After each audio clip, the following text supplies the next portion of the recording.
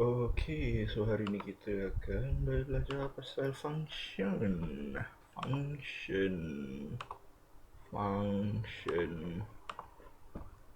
Oh, 521.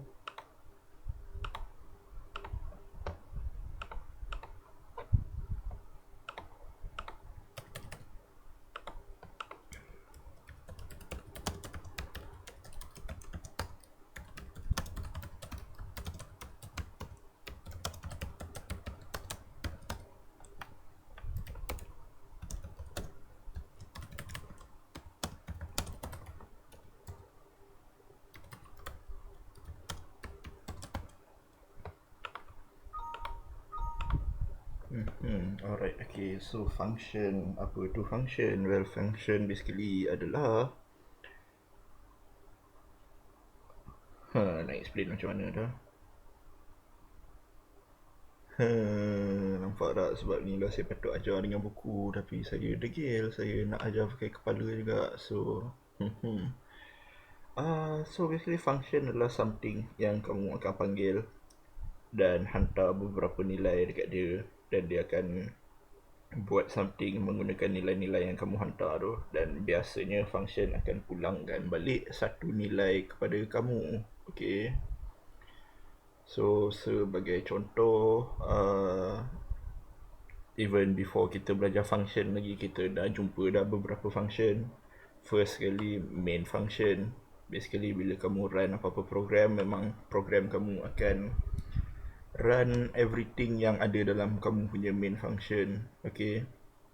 So even kalau program kamu ada 4-5 function dekat dalam ni, program kamu tetap akan hanya run main function saja, apa yang kamu tulis dalam main function saja. So kalau kamu nak gunakan function-function yang lain, kamu kena panggil dia lah dekat dalam main function. Okay. Besides that, apa lagi contoh function yang ada? Alright, kan kita pernah buat CMAT for example, and then let's say saya buat cout power 42 and line, and kamu tahulah yang bila saya buat macam ni, output saya akan jadi 4 kuasa 2, which is 16. Boom. Okay. So power ni adalah satu function. Okay. Dan function ni dah defined dekat dalam library CMAT ni. Okay.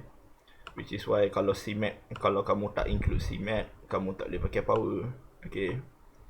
And notice dekat sini, dalam function power ni apa yang berlaku adalah kamu hantar dua nilai dekat dia, which is 4 dengan 2 for example. Okay. So apa yang function kita akan buat adalah dia akan pulangkan balik value of 4 kuasa 2. So dapatlah 16. Okay. Tapi dalam bab function, apa yang kita buat adalah, apa yang kita fokus on adalah kita nak membuat function sendiri, atau dalam kata lain kita panggil benda ni apa, user defined function. Okay. So kita tak menggunakan function dalam CMAT for example. Okay. So basically apa yang kita nak buat adalah kita nak define function power ni. Okay. So bila kita nak define satu function, apa yang kita buat adalah, first, sebelum main function, kita simply just bagi tahu dekat komputer kita apa nama function kita. So for example, nama function kita kat sini adalah power. Okay, by the way, sebelum tu saya nak tunjuk dulu yang kalau tak ada CMAT, saya tak boleh run benda ni, sebab komputer saya tak faham power tu apa. Okay. So kalau kamu nak pakai function, kamu kena define dulu function tu. So ni lah apa yang saya nak buat. So bila kamu nak define function, kamu kena buat, first adalah nama function kamu. Okay. And then dalam bracket, kamu kena tulis data type yang kamu nak hantar ke dalam function kamu. So for example power 42, so that means saya akan hantar 2 nilai dekat dalam function saya, betul. So tulislah data type function kamu. Okay, data type dia saja. So dekat sini sebab 4 ni boleh jadi apa-apa nombor, 2 ni pun boleh jadi apa-apa nombor, so saya boleh buat double-double lah. Okay, semicolon. And then dekat depan ni jangan lupa letak data type of nilai yang kamu nak pulangkan nanti. Data type of jawapan kamu nanti. Okay. So first kita kena ada dia punya basically declaration lah. Baris ni apa yang dia buat, dia simply bagi tahu program kita sebelum dia run, oh ada satu function nama dia power. Dia akan terima 2 nilai double. And then selepas tu dia akan pulangkan satu nilai double juga. Okay, so itulah apa yang berlaku. Next, second, kita kena ada basically penjelasan lah on apa yang function kita nak buat bila kita panggil dia. So apa yang kamu kena buat basically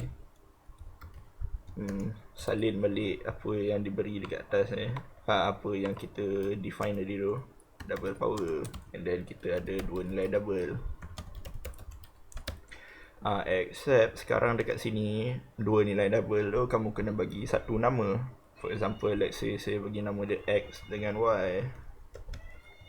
Okay, so that means apa-apa nilai yang saya hantar dekat function saya nanti, for example bila saya buat power 42, so 4 ni dia akan hantar masuk ke dalam X, dan nilai 2 ni dia akan hantar masuk ke dalam Y.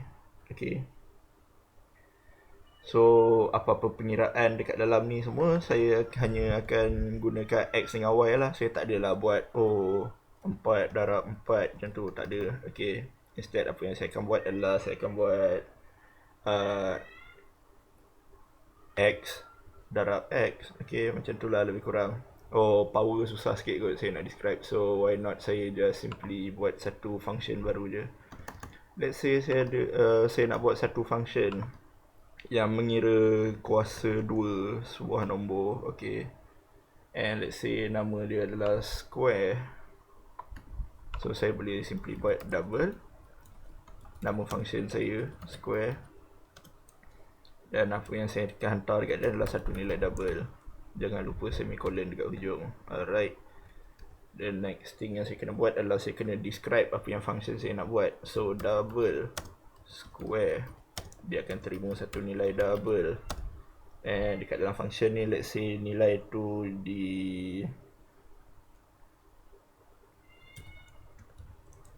ditakdirkan sebagai X. So apa pengiraan yang saya nak buat kat ni? Okay, let's say saya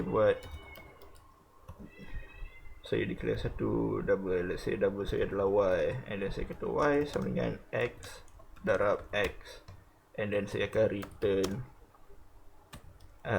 Y. Okay.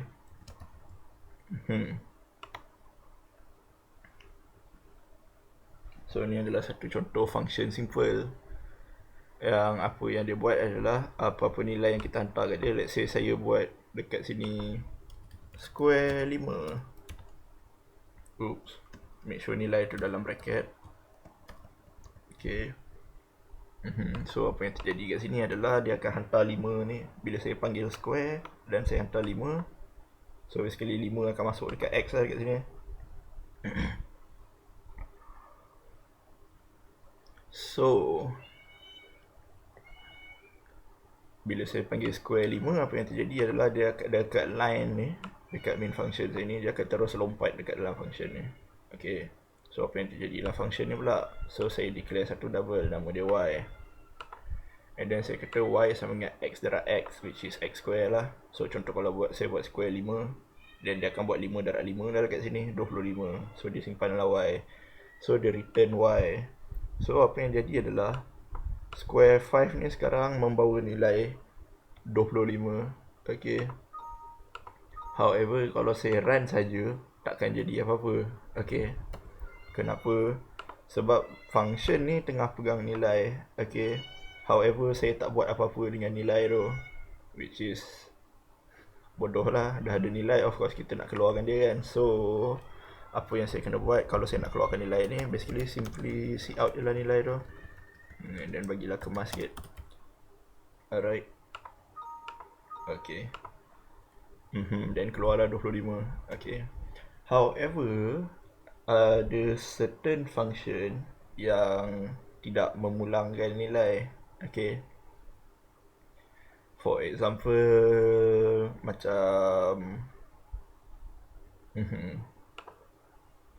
apa function yang kita pernah pakai? Okay, let's say saya buat set precision 5 and then saya see out dia macam tu saja. Okay, dan saya kenalah buat ni dulu sekejap Okay, let's say saya buat set precision 5. So apa yang berlaku dekat sini adalah dekat dalam output saya tak keluar apa-apa. Okay, kenapa? Sebab set precision 5 ni tak membawa sebarang nilai. Okay, satu function yang tak membawa sebarang nilai, kita panggil dia sebagai void function lah. Okay, void function adalah satu function yang tak memulangkan apa-apa nilai. So biasanya kita letak data type dia void macam tu. Okay, so let's say saya nak function void square ni buat benda yang sama, which is mengira kuasa 2 bagi satu nombor. Okay, so apa yang saya boleh buat adalah saya boleh buat macam ni, double x double y blah blah blah, and then instead of return y, saya see out y. Okay, and notice dekat dalam void function ni saya tak return apa-apa value at the end of the function. Okay, so sebab tu lah apa-apa function void dia tak expect kamu untuk pulangkan satu nilai. Okay, so sekarang saya panggil square 5, dan kalau kamu notice sekarang bila saya run, dia akan keluar nilai 25 tu, walaupun saya tak see out square 5 ni macam tadi. Okay, kenapa? Sebab okay, beza function yang saya tulis sekarang dengan function yang saya tulis tadi adalah sekejap, saya kena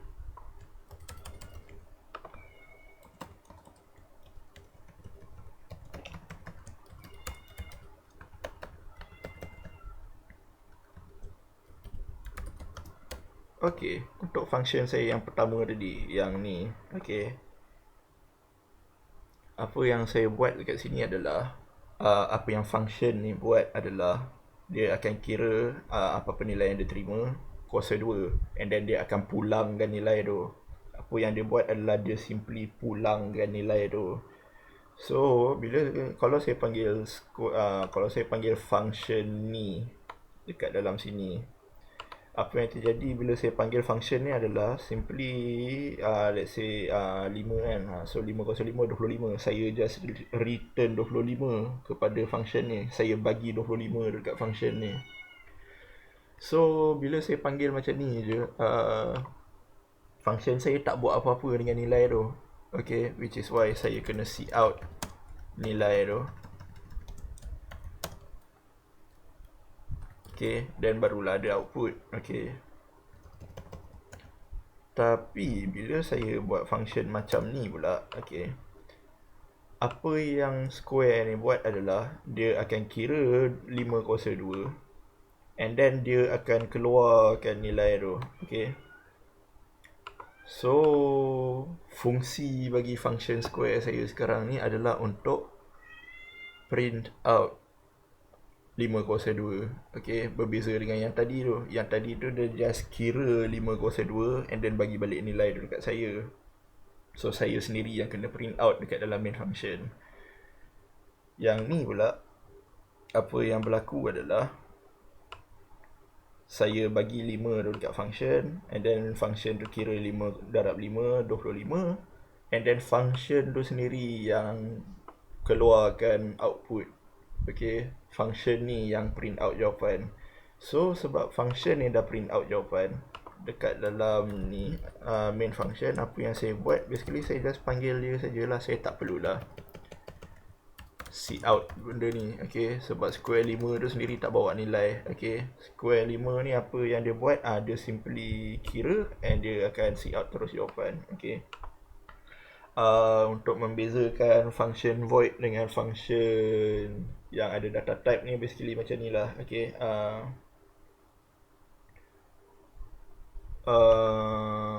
okay, anggap kamu adalah main function. Okay, dan anggap square ni sebagai kawan kamu. So bila kamu panggil kawan kamu, kamu bagi satu assignment, let's say, untuk kawan kamu buat. So dalam function ni, void function ni, apa yang terjadi adalah kawan kamu selesaikan kamu punya assignment dan kawan kamu hantarkan assignment tu untuk kamu. Okay, so basically kamu tak perlu hantar apa-apa, kawan kamu dah settle kan. So sebab tu kamu simply just bagi je kerja kamu kat dia and then settle. Okay, berbeza dengan double punya function. So dekat sini tugas member korang adalah hanya untuk simply mengira 505/25 tu and then dia bagi balik jawapan kamu tu, dia bagi balik assignment kamu yang dah siap tu balik kepada kamu. So ni sekarang adalah assignment kamu yang dah siap, tapi kamu tak buat apa-apa lagi dengan dia. So apa guna ada assignment yang dah siap tapi tak hantar kat lecturer kan. So kalau satu function tu memulangkan nilai dan kamu nak keluarkan nilai tu, kamu kenalah see out sendiri nilai tu. Okay, macam tu. So barulah ada keluar jawapan. Okay, kamu tak boleh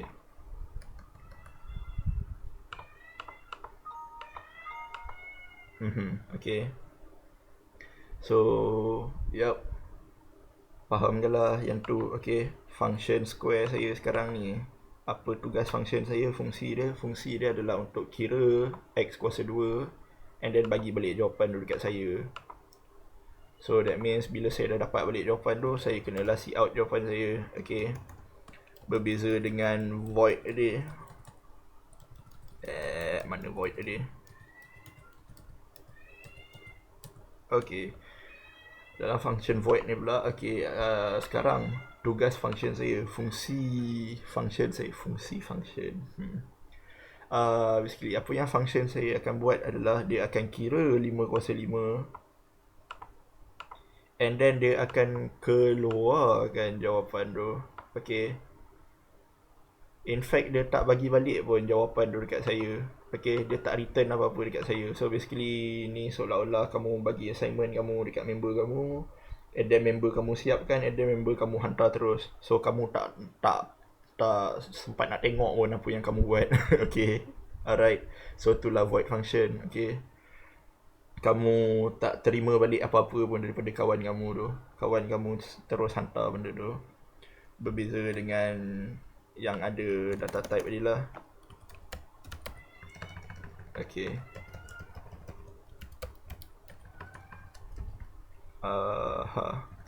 so yang ni saya return bye.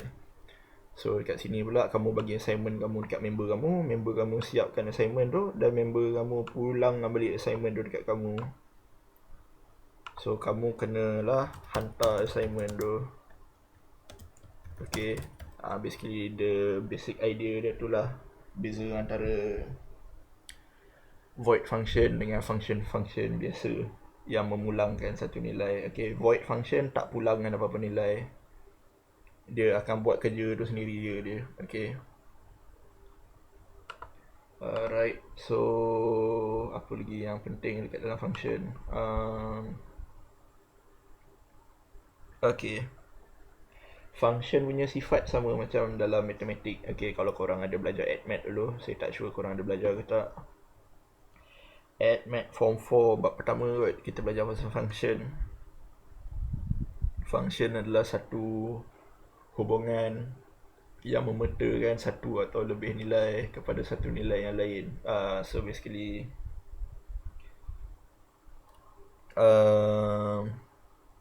Kalau korang belajar AdMed dulu, korang tahu ada 4 jenis hubungan, 4 jenis relationship.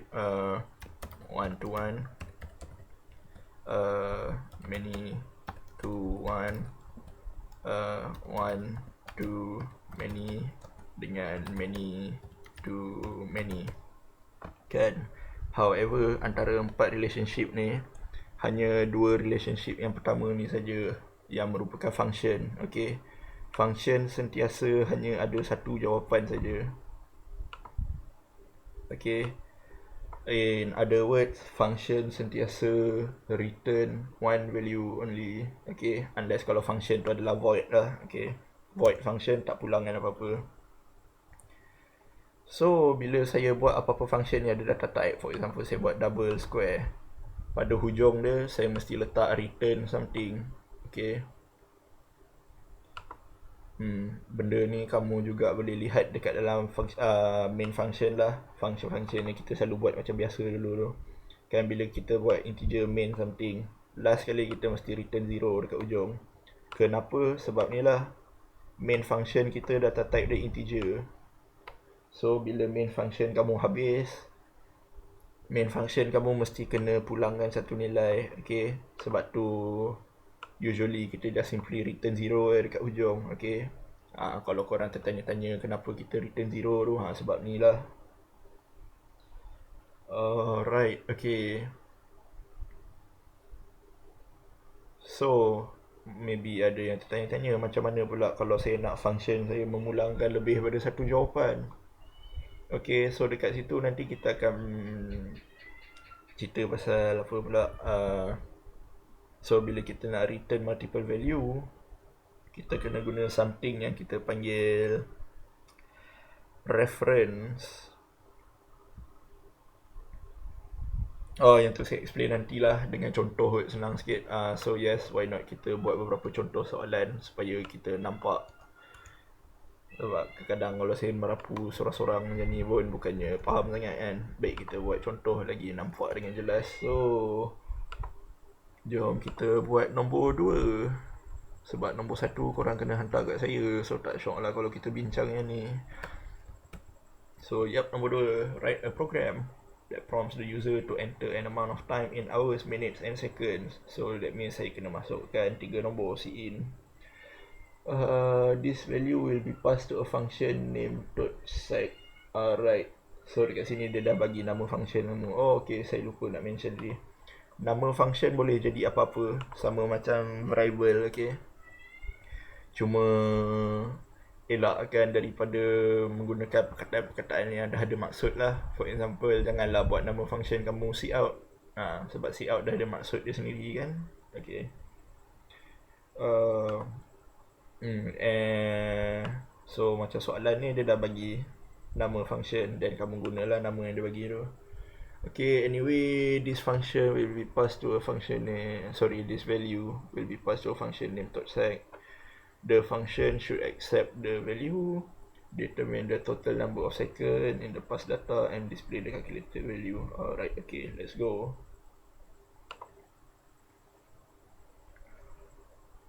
So kita ada 3 nilai, hour, minute dengan second.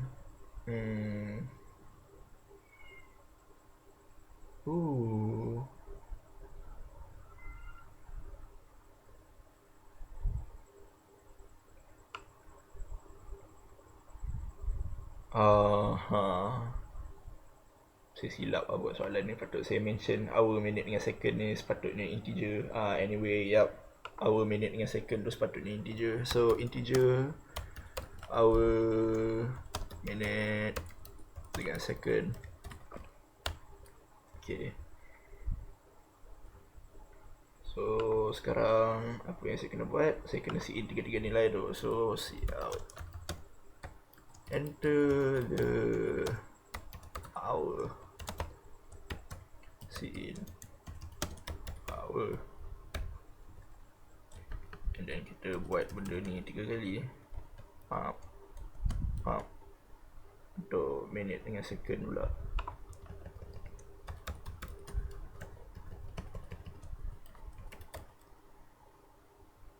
nak betulkan grammar. Okay, fine. Nah.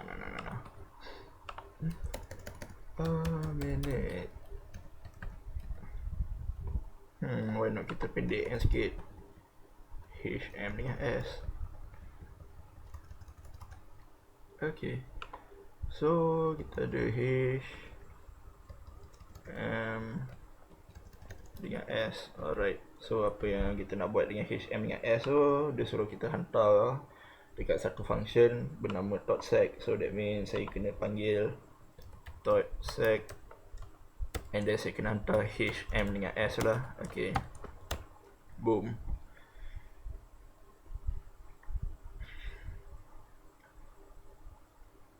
Okay, so now apa yang saya kena buat? Saya kenalah describe dekat program saya .sec ni nak buat apa. Alright. So first declare dia dulu sebelum main function. Alright. So macam mana nak declare? Alright. Memandangkan hour, minute dengan second ni integer, so saya boleh anggap yang bilangan second, jumlah second nanti pun adalah integer jugalah. So why not saya buat integer .sec. And then saya buat okay, saya akan terima 3 nilai integer, betul? Hour, minute dengan second. So saya buatlah integer, boom, semicolon. Alright, let's go. So sekarang apa yang saya kena buat dekat hujung ni pula, saya kena describe apa yang .sec tu buat. So integer .sec, and then ada 3 nilai integer dekat dalam ni. Okay, so dekat sini saya kena bagi nama dekat 3 nilai integer yang saya terima ni. Okay, for example, saya boleh buat A, B, C.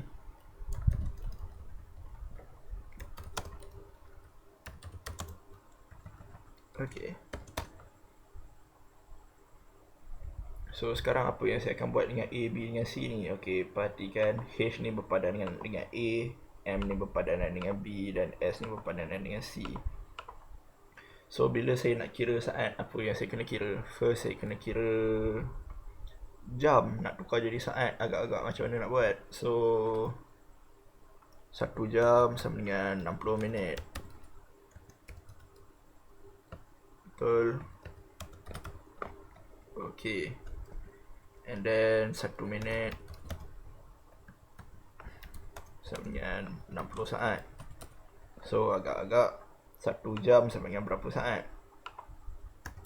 Of course 1 jam 60 minit, 1 minit 60 saat. So that means 1 jam sama dengan 60 minit, which is 60 darab 60 saat. So 1 jam is actually 3600 saat. Okay.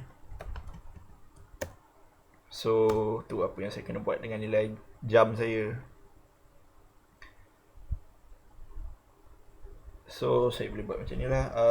Let's say saya ada integer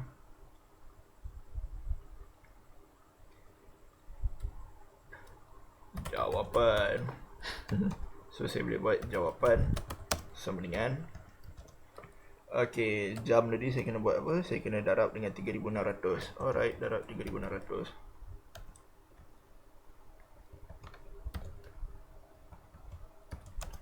Tambah. So saya boleh kena tambah dengan apa? Saya kena tambah dengan minit pula. So nilai minit yang dimasukkan saya kena darab dengan 60 sebab 1 minit ada 60 saat. Okay, and then saya kena tambah pula dengan bilangan saat yang diberikan lah. Okay, so kita convert jam kepada saat, kita convert minit kepada saat, and then kita tambah dengan saat yang diberikan. So jawapan ni saya akan hantar balik dekat main function macam tu. Okay, so sekarang saya tanya kamu, betul ke saya buat ni? Betul lah, tak ada salah pun. Cuma kalau kamu tengok soalan, dia ada cakap ni, okay, function kamu kena terima nilai ni. Okay, so at least yang tu betul lah. Dia terima 3 nilai tu. Second, dia kena tentukan jumlah saat dalam masa-masa yang diberikan. Yang tu pun kita dah buat. And then yang ketiga ni, notice dia kata function kamu kena display dekat created value, Which means dekat dalam soalan ni, function kamu yang kena see out jawapan tu. Okay. So that means function kamu tak perlu hantar pun balik nilai jawapan yang dia dah kira ni balik dekat main function. Okay. So that means dalam soalan ni kamu sepatutnya guna void function, bukan guna function yang memulangkan nilai. Hahaha. So yup, dalam contoh soalan ni kita guna void. So that means kita tak akan return jawapan kita. Instead kita kena terus see out jawapan kita dekat dalam function ni. So sekejap, apa benda soalan. Okay ni. So saya kena see out jawapan saya, and then sebelah dia ada tulis second. So tulislah exactly macam tu. Space seconds. Alright, so sekarang saya boleh cuba compile, run. Alright, cuba masukkan nilai-nilai yang diberikan dalam sampel. 10, 36, 54, boom, 38214 second. Dan betul lah apa yang saya buat. Okay, inilah benda yang kamu kena berikan tumpuan sikit ni. Okay, dalam soalan ni dia suruh function .sec ni yang mengeluarkan nilai yang dikira dekat dalam output. So that means basically kamu bagi assignment kamu dekat member kamu, dan member kamu yang hantar terus dekat lecturer. Okay, so that means dia tak perlu bagi balik pun jawapan yang dah siap dekat kamu. Okay, which is why kita menggunakan function void dekat sini. Okay, so which is also why saya tak perlu see out .sec dekat dalam main function ni. Okay, sebab dia takkan bagi apa-apa nilai dekat saya, so saya tak boleh keluarkan nilai tu. Okay, instead dia akan kira jawapan dan dia yang akan keluarkan jawapan tu. Okay, so ni lah apa yang soalan satu nak. Now kamu mesti ada soalan ni bermain di fikiran korang. Kenapa dekat sini kita pakai H, M dengan S, tapi dekat dalam ni saya berdegil nak pakai A, B dengan C.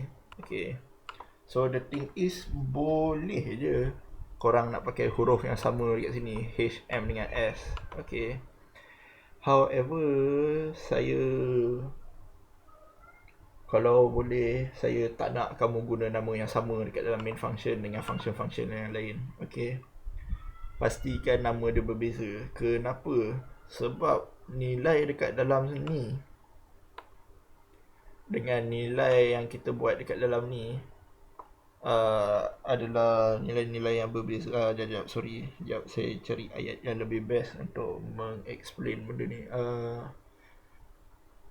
Variable dekat dalam main function hanya boleh digunakan dekat dalam main function. Variable yang kita declare dekat dalam function yang lain pula hanya boleh digunakan dekat dalam function-function tu saja. Okay,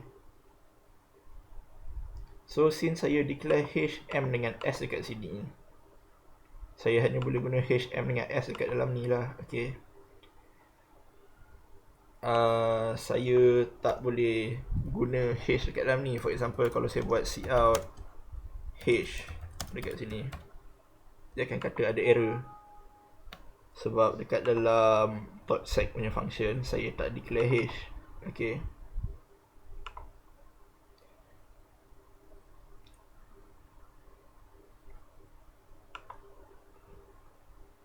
sebab tu biasanya saya guna nama yang berbeza supaya saya tahu, oh, H ni main function saja yang punya, dan A ni .sec saja yang punya. So that means kalau saya cout A dekat sini pun should be error lah. Okay,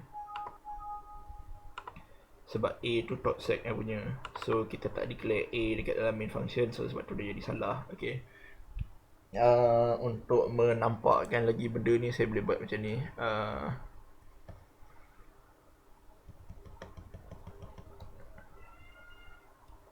Okay, jom kita abaikan soalan ni. Alright, soalan 2 ni dah settle tadi.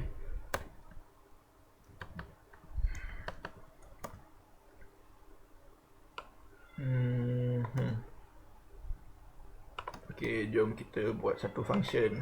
Let's say function tu void lah. Okay, void hahaha, and then let's say dia akan terima satu nilai integer. Okay, now dekat sini saya kata void hahaha integer a. Alright, so let's say dekat sini saya declare integer a juga.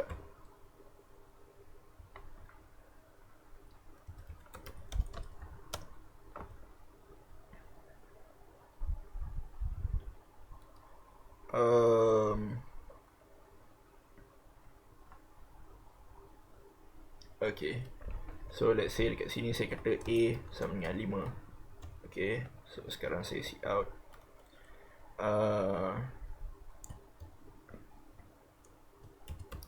put 1 a sama dengan a. So sekarang dekat sini pula saya akan panggil hahaha dan saya akan bagi a dekat dia. Dan dekat sini pula saya buat output 2 a sama dengan a and 9. So sekarang baru kita masuk kat sini. So dekat sini saya kasih out, copy je lah, malas. Okay, so dalam contoh ni saya akan tunjuk kat kamu dua benda. First adalah flow program kamu bila kamu panggil satu function, and then second saya akan tunjuk apa yang terjadi bila kamu gunakan nama yang sama dekat sini dan dekat sini. Okay, alright. So sekejap saya check dulu, make sure tak ada error. Alright, tak ada error. Okay, so first saya nak tanya kamu agak-agak apa turutan output saya keluar. Adakah output saya akan keluar baris pertama dan output 1, and then output 2, and then output 3, and then output 4? Well, untuk menjawab soalan saya sendiri, jawapannya adalah tak. Okay, apa yang korang kena faham dan korang kena ingat sepanjang SEM ni, sebab habis SEM ni korang dah tak peduli kan pasal 11 ni. So apa yang korang kena faham adalah program korang sentiasa akan beroperasi baris demi baris. Okay, itu satu. And then the second thing yang korang kena faham adalah program korang hanya akan buat apa yang ada dalam main function. Apa yang ada dalam main function. So bila kamu run satu program, dia akan tengok function ni dulu, and then dia akan buat main function ni baris demi baris. Okay, so first dia buat declare integer a. Alright, so saya kata a sama dengan 5. Okay, so sekarang output yang keluar adalah output 1. Okay, and then dia panggil hahaha a. So apa yang terjadi bila kamu panggil hahaha a ni adalah dia akan terus lompat dari sini, baris ni, dia akan terus lompat ke function hahaha kamu, and dia akan buat everything yang ada dekat dalam ni. So bila function ni dah habis buat, baru dia akan proceed dengan baris-baris yang seterusnya dekat dalam function ni. Okay, so which means bila saya run, output 1 akan keluar, and then saya akan panggil function, which means selepas output 1, output 3 yang akan keluar, and then dia akan buat function ni pula line by line. So selepas tu output 4 yang akan keluar. Selepas function ni dah habis, baru dia akan proceed dengan baris seterusnya dekat dalam function, which means last sekali baru output 2 ni akan keluar. So kalau saya run, kamu boleh nampak lah yang output saya akan jadi output 1 dulu, and then output 3, and then output 4, and then output 2. So dia akan go through main function line by line. Tapi bila kamu panggil satu function yang lain, dia akan terus jump dekat function tu, and then dia akan buat function tu line by line. Function tu dah habis, baru dia akan proceed dengan line seterusnya dekat dalam main function ni. Alright, cool kot yang tu. Okay, cool. Now saya nak explain pasal A pula. Saya declare A kat sini dan dekat dalam ni pun saya pakai A. So sekarang saya run. Okay, so jom kita go through baris demi baris. So saya kata A sama dengan 5. Alright. So sekarang saya kata output 1 A sama dengan A. Saya panggil A kat sini. So basically apa yang saya panggil kat sini adalah 5 lah kan. Which is why dekat output 1 nilai A saya adalah 5. Cool. So sekarang saya panggil hahaha A. So bila saya panggil satu function, apa yang saya hantar dekat function tu adalah nilai dekat dalam A ni. Okay, saya hantar nilai A ni. Saya tak hantar variable A ni dekat dia. Saya hantar nilai A ni saja dekat dia. So for example, A ni sama dengan 5. So that means saya akan hantar 5 pergi dekat function ni. Dan 5 tu akan masuk dekat sini, integer A. So 5 tu akan disimpan dekat dalam A, dalam function ni. Which is why bila saya see out output 3, nilai A tu jadi 5. Okay, so output 3 A sama dengan 5. Alright. Next, dekat sini saya tukar A sama dengan 3. So A dekat sini bukan lagi 5, A dah jadi 3. So which is why bila saya see out 4, output 4, A saya sekarang akan jadi 3.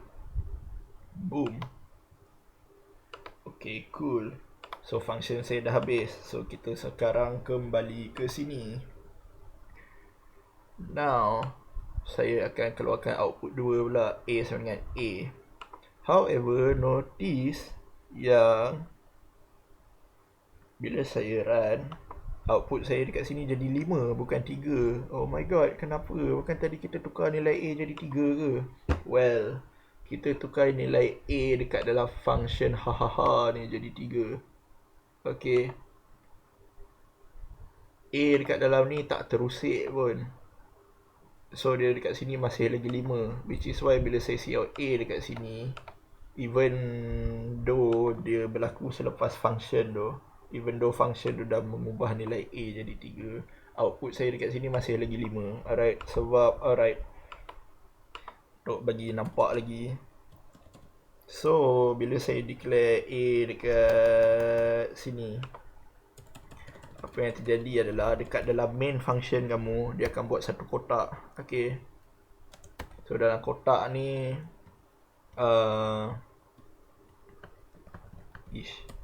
kotak ni nama dia A, dan kita bagi tahu dia yang dalam kotak ni kita boleh simpan satu nilai integer. And then kita kata A sama dengan 5. So dalam baris ni apa yang kita buat adalah kita simpan 5 dekat dalam kotak ni.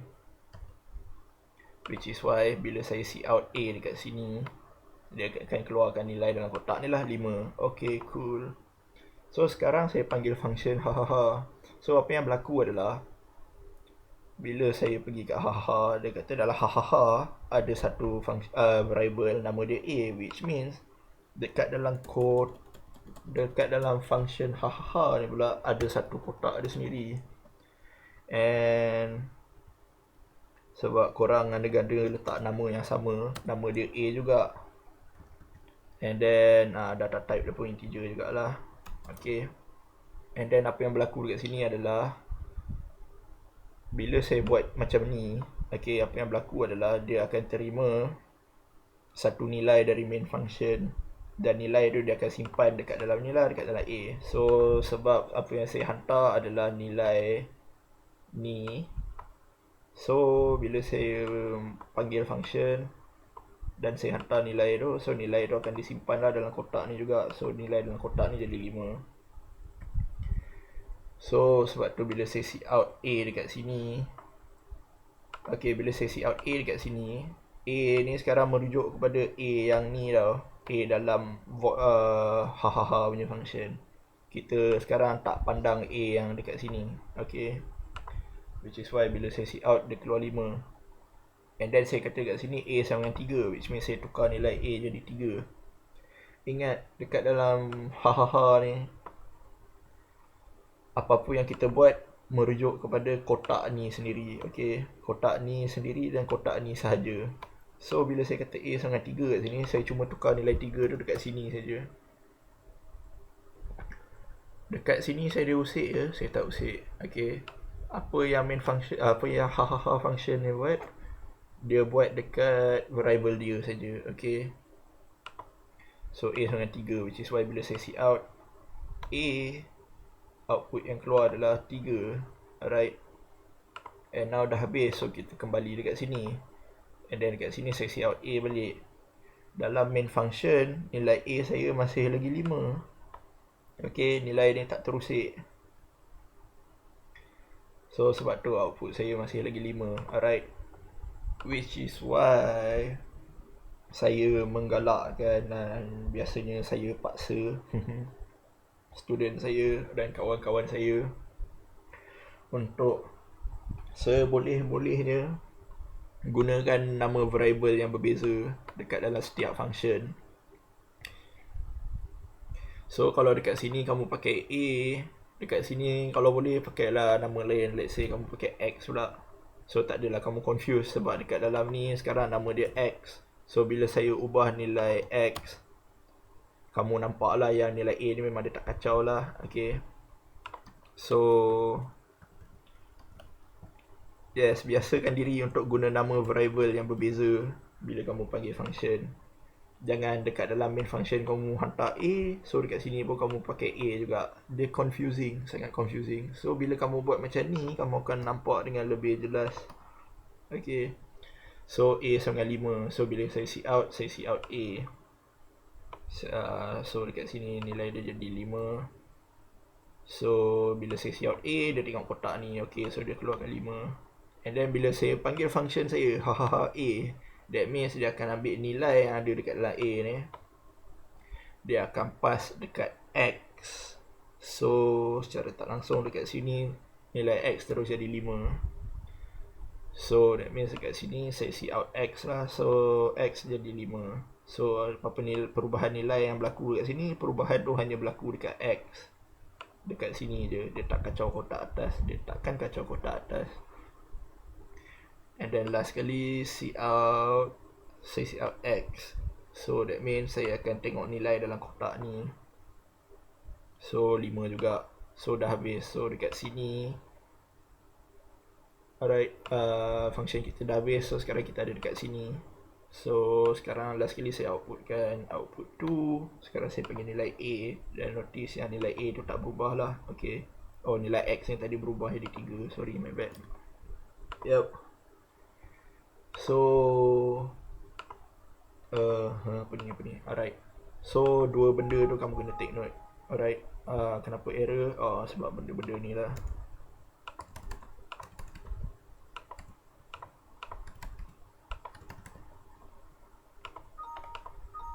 Okay, alright, so ada dua benda yang kamu perlu take note dekat sini. Satu adalah flow.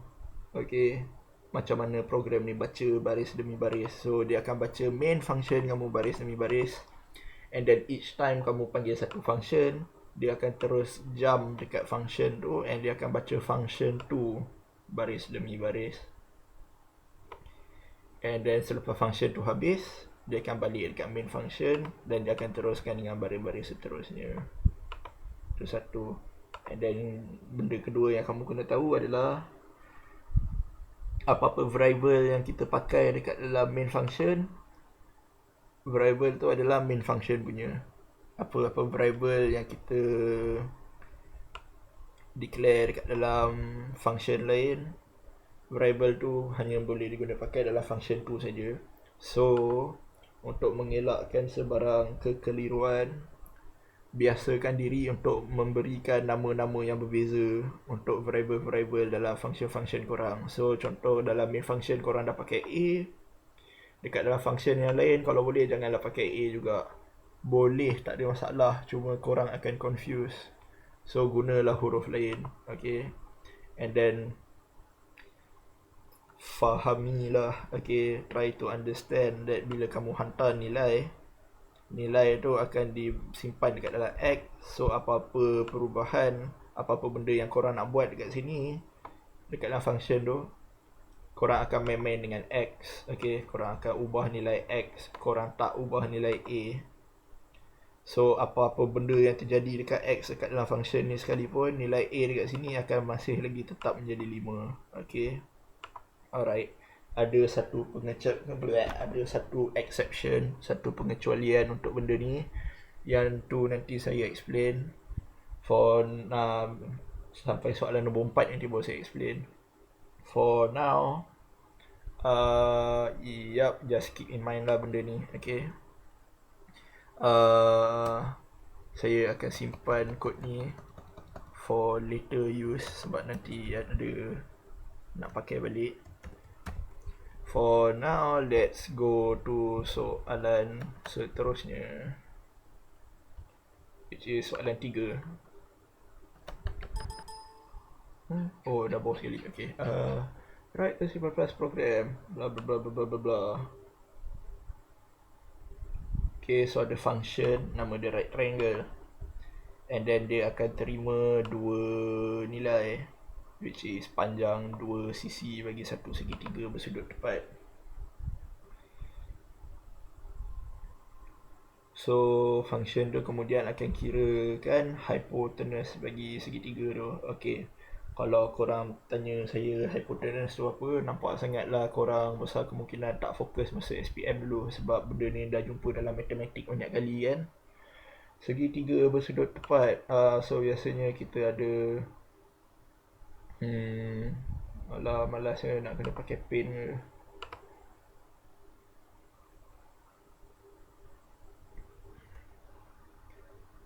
Okay, segitiga bersudut tepat. Alright, so dalam satu segitiga bersudut tepat akan ada satu angle yang 90 degrees. 90 degrees. 90 degrees. Oh bro. Okay, so sudut lagi dua tu tak kisah sangat lah, boleh jadi apa-apa lah. Now, hypotenuse adalah the sisi yang exactly opposite to the right angle. Okay, so ni adalah hypotenuse kamu.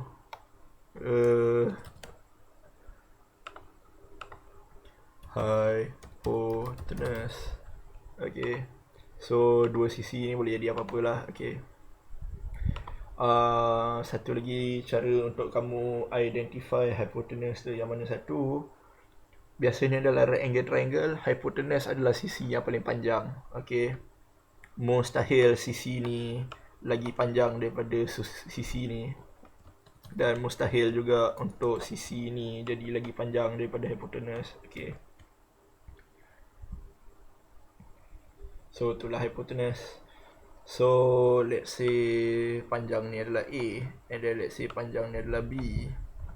So kita semua dah belajar teori Pythagoras dalam trigonometry. So kita tahu sifat adalah A square tambah B square sama dengan C square. C ni basically hypotenuse lah. Okay, so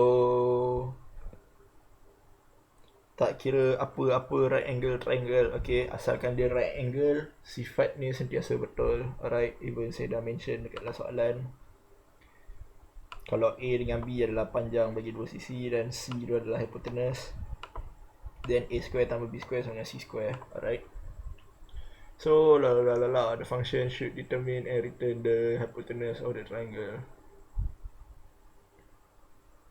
Okay, alright.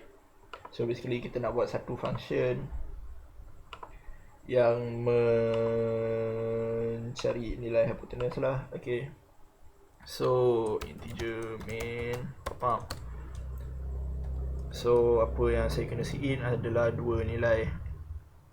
Dekat sini bolehlah pakai double. Okay, double A dan B for example. So see out, enter the length of the sides.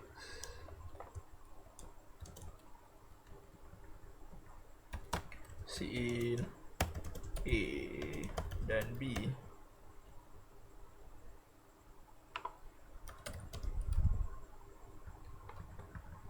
Okay, cool. Now, apa yang kita kena buat? Macam soalan kata, function kita kena terima dua nilai tu. So, that means dekat sini kita kenalah panggil function kita. And again, soalan dah bagi nama function. Oh, soalan minggu ni semua saya dah bagi nama function. So, tak bolehlah nampak kekreatifan korang. Cheese. Anyway, right triangle up, saya hantar A dan B. Okay, cool. So that means saya kenalah declare dan define saya punya function. So declaration duduk dekat atas. So bila saya kira panjang hypotenuse, dekat sini saya letak double kan, double A dan B. So saya boleh assume yang panjang hypotenuse tu pun boleh ada perpuluhan juga. So why not jawapan saya tu saya kata double. Alright. So dia akan terima dua nilai, double dan double. Sekejap saya lupa nama function. Right triangle. Okay.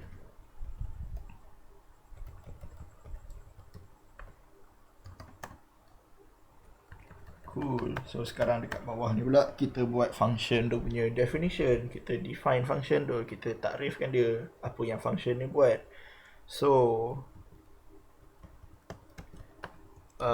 pretty much salin apa yang kamu ada tadi, salin kamu punya declaration tadi tu.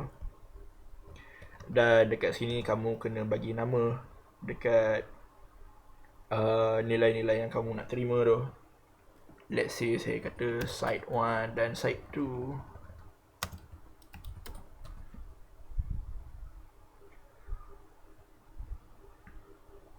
Atau maybe kalau saya nak bagi kamu lebih faham, maybe saya patut letak side 1 dan side 2 dekat sini.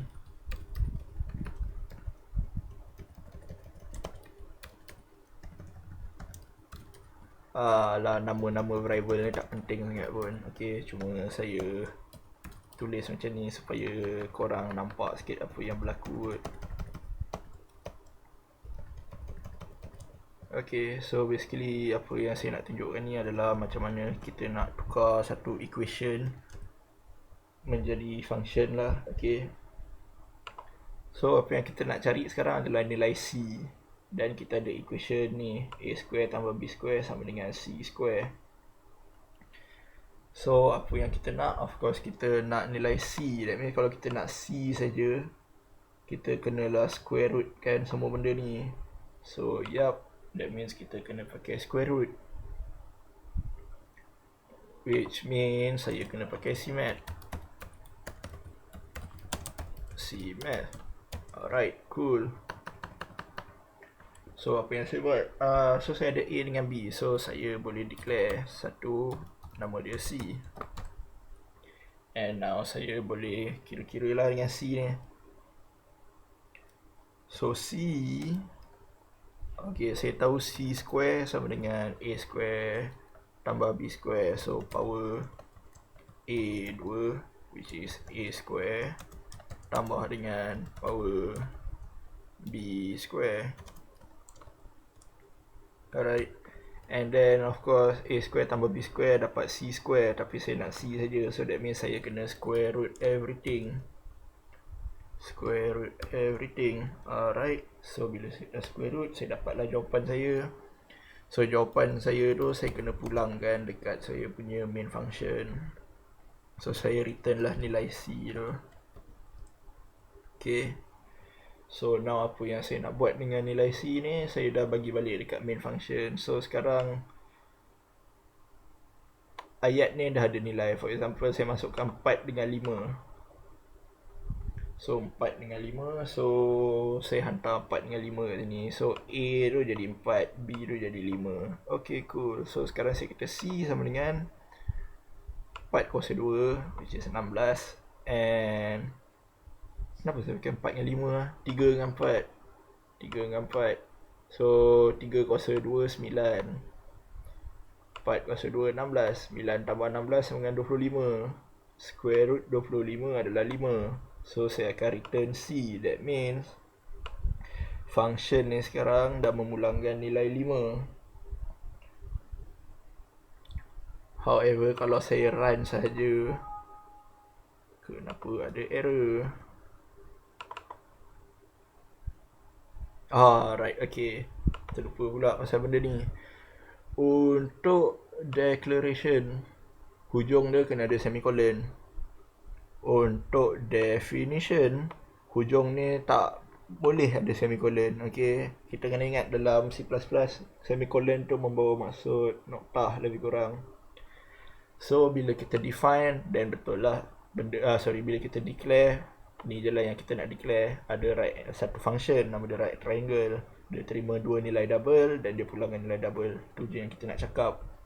However, dekat sini ayat kita tak berhabis kat sini. Instead, dalam definition kita kena explain everything yang berlaku.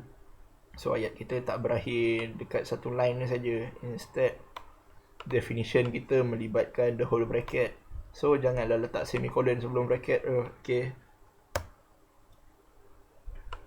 this whole thing is one thing. Okay, so sekarang tak ada error. Alright, so masa declare ada semicolon, masa define tak ada semicolon. Alright, sebab dia akan bersambung dengan curly braces kat bawah tu. So now saya run. Alright, so sekarang saya masukkan dua nilai. So nilai pertama ni akan simpan dekat side 1. So let's say saya letak 3. And then the next value disimpan dalam side 2, let's say 4. So apa yang terjadi adalah dia hantar 3 dengan 4 ni masuk dalam A dengan B. So pengiraan semua melibatkan A dengan B. Boom. Okay, and then saya kira jawapan saya simpan dalam C. So sekarang saya return lah C. So that means bila saya panggil function ni akan bagi balik dekat saya nilai C tu. So kalau saya masukkan 3 dengan 4, then that means function ni sekarang akan bawa nilai 5 lah. However, saya ada nilai tu dalam main function, tapi saya tak buat apa-apa dengan dia, which is why jawapan tu tak keluar. So bila kamu ada function yang memulangkan nilai dekat kamu, make sure kamu guna pakailah nilai tu. Okay, kalau kawan kamu dah siapkan assignment kamu, dia bagi balik dekat kamu, and then kamu tak hantar ke lecturer, then apa guna kamu bagi dia buat assignment kamu, betul tak? So see out lah dia. So now bila saya run, and then saya masukkan 3 dengan 4, then dapatlah 5. And next example pun saya boleh buat benda yang sama, 5 dengan 12, dapatlah 13. And saya juga boleh masukkan nombor-nombor berperpuluhan. Okay, dapat juga jawapan. Alright, cool. Settle soalan nombor 3. So daripada soalan nombor 2 dengan nombor 3, korang boleh nampak lah beza function void dengan function yang ada data type. Okay, so kalau soalan kata function tu kena return satu nilai, then that means function tu kenalah return satu nilai. Okay, janganlah kamu ngada-ngada buat ni jadi void pula, dan janganlah kamu see out jawapan kamu dekat dalam function ni. Tu dah jadi salah lah. Okay, sebab function kamu dah buat benda lain tu. Function kamu sepatutnya pulangkan saja nilai, tapi function kamu instead terus see out nilai, then salah lah. Okay, seolah-olah macam kamu bagi assignment kat member kamu, suruh kamu buat, lepas tu bagi balik kat kamu, tapi dia mengada-ngada terus hantar dekat lecturer. Adakah kawan kamu betul? No, kawan kamu salah. Kawan kamu bengap, tak faham arahan. Yeah, just like that. Okay, ada apa-apa lagi ke yang saya patut point out dekat sini? Tak ada kot.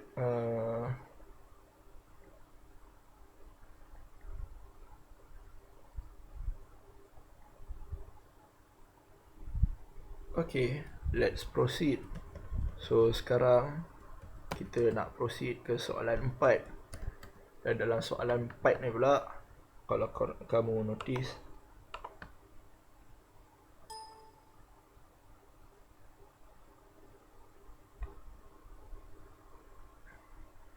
Okay. User masukkan satu nilai saat, and then function tu akan convert nilai saat ni kepada jam, minit dan saat. Okay, cool. Tapi notice yang soalan ni tak suruh function kamu see out jawapan tu. Okay.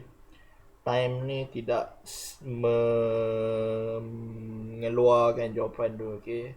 Instead dia just kata function ni convert nilai tu saja. So tu je lah yang dia kena buat. That means program kamu ni function time ni kena returnkan jawapan dia kepada main function. However, notice dekat sini yang soalan ni minta kamu return kan 3 nilai sekarang ni. Hour, minute dengan second. Ada 3 nilai yang kamu akan return kan.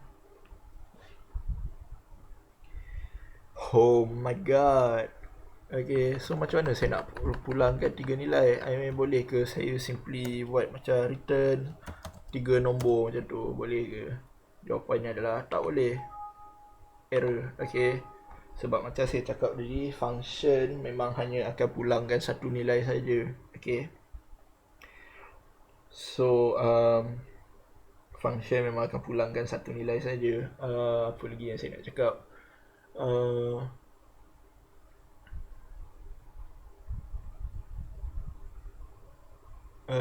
Function memang akan pulangkan satu nilai saja. And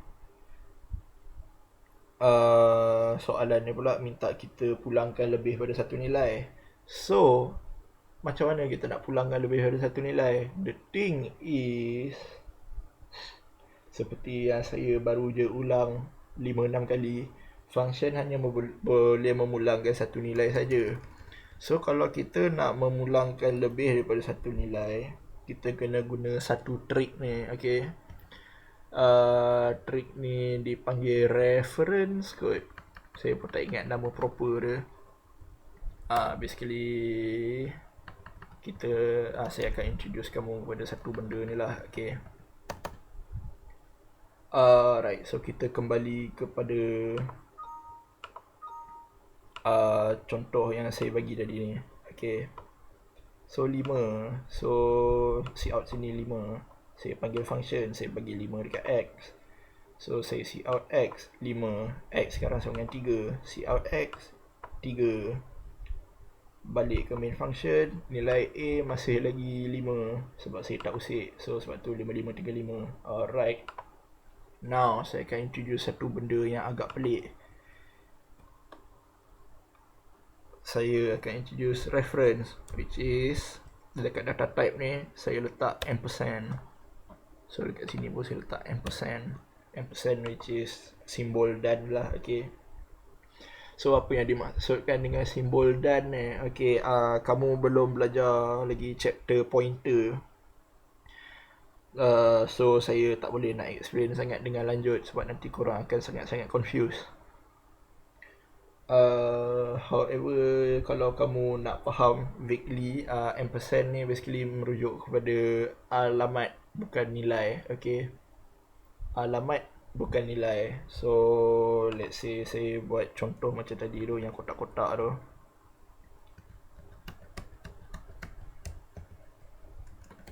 Okay, so ni integer A kan. So okay, so bila saya declare integer A kat sini, apa saya buat tadi, ada satu kotak and nama dia adalah A.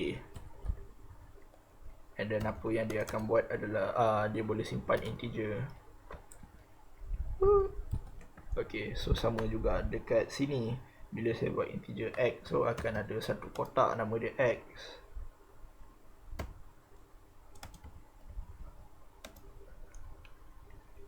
X.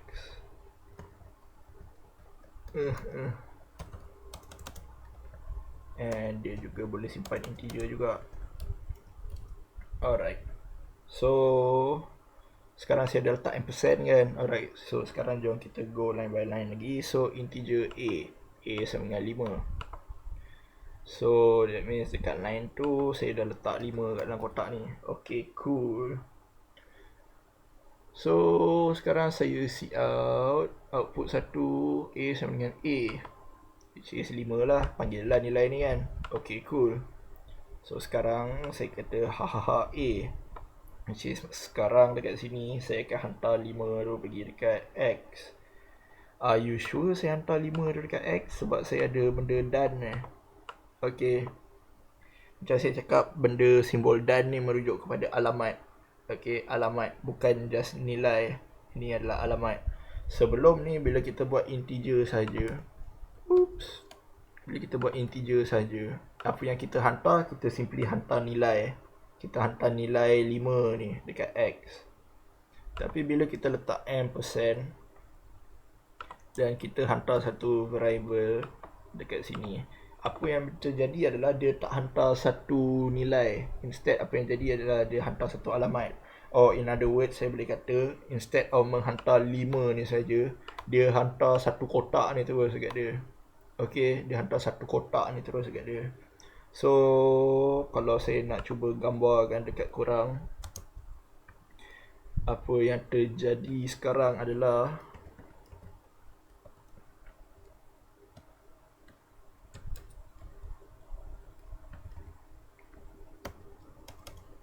sekejap nak cuba bagi lawa. Apa yang terjadi sekarang adalah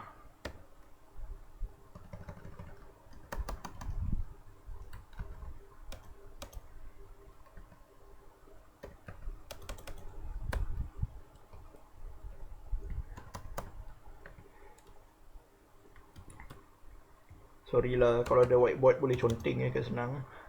Integer. Okay, so apa yang terjadi sekarang, instead of menghantar simply bagi nilai 5 ni dekat X ni macam tu saja, macam nah ambil lah 5 ni, nope. Apa yang dia buat sekarang adalah dia hantar the whole kotak ke dalam X ni. Ambil A ni, ambil. So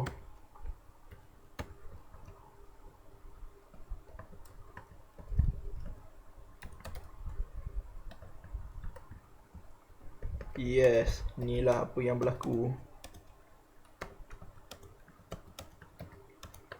Instead of menghantar kotak tu saja, dia menghantar, instead of menghantar nilai saja, kita sekarang menghantar kotak tu kepada dia. Okay, so bila saya hantar kotak, of course lah nilai tu sekali dihantar kan, dibawa sekali. So output 3, saya see out X. So bila saya see out X, apa yang terjadi adalah dia tengok A, dan dalam A kita simpan 5, betul? So bila saya see out ni, dia akan jadi 5 jugalah. And then dekat sini saya kata X sama dengan 3.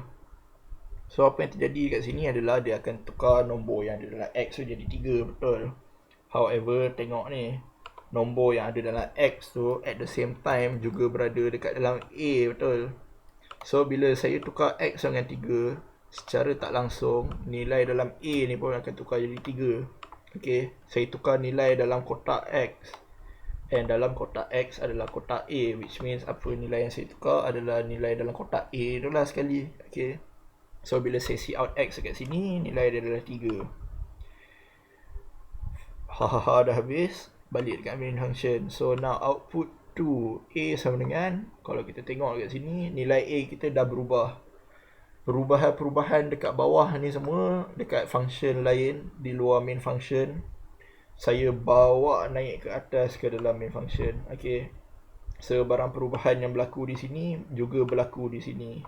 So bila saya see out A, nilai dia akan jadi 3 juga. So instead of output 5535 macam tadi, sekarang output saya jadi 5533. Okay, bila nilai X berubah dekat sini, nilai A juga berubah dekat atas ni. Okay, tak macam tadi bila X berubah dekat bawah, A ni tak kita tak usik kan, kita tak kacau. Cool. Tapi sekarang kita tak hantar nilai dalam A saja dekat X. Instead kita hantar the whole kotak ke dalam X. So apa-apa perubahan dekat X akan berlaku dekat A juga. Satu lagi cara nak faham ni, kalau korang tak sure Dr. Leong ada pakai ayat ni tak dekat korang. Masa dia ajar saya dulu, dia panggil benda ni macam fish hook. Okay, fish hook. So apa-apa perubahan dekat bawah ni, dia akan hook bawa naik kembali ke main function juga. Okay, so apa-apa yang jadi kat sini tetap terjadi dekat sini. Okay, alright, cool. Boleh faham ke takat ni? Harap-harap boleh lah, sebab susah pun nak explain pakai video ni. Oh my god. Alright, cool. So dengan trik ni, dengan menggunakan reference ni, dengan menggunakan fish hook ni,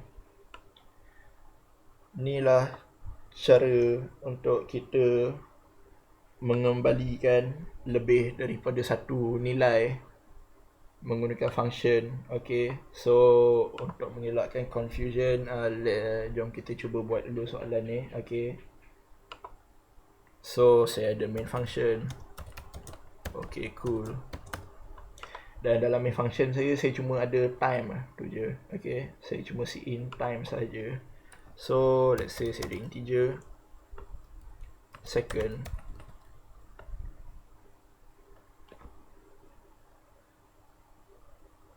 so korang nak pakai time, nak pakai time pun boleh, why not. Okay, sure, time.